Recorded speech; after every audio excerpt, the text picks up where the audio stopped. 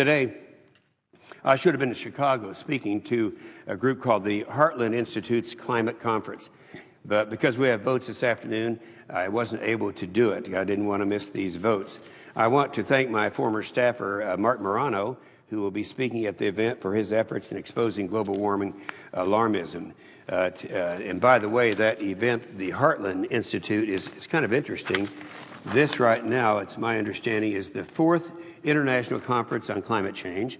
It'll be held in Chicago today. It is being held as we speak. The theme of the ICC4 will be, quote, reconsidering the science and the economics. New scientific discoveries are casting doubt on how much of the warming in the 20th century was natural and how much was man-made, and governments around the world are beginning to confront the astronomical cost of reducing emissions. Economists, meanwhile, I'm reading now from their emission statement up there, are calculating that the cost of slowing or stopping global warming exceeds the social benefits. The purpose of the ICC4 is the same as it was for the first 3 events, to build momentum and public awareness of the global warming realism movement, a network of scientists, economists, policymakers, and concerned citizens who believe sound science and economics, rather than exaggeration and hype, ought to determine what actions, if any, are taken to address the problem of climate change.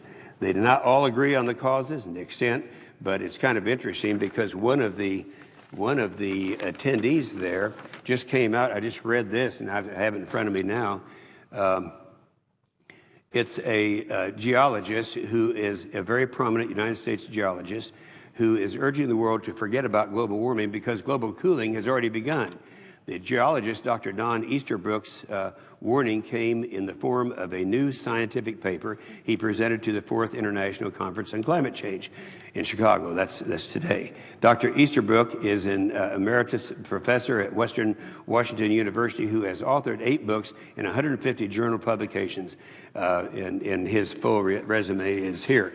Now, I'm going to ask you unanimous consent that his statement and his resume be entered into the record at this point in my remarks. Without objection.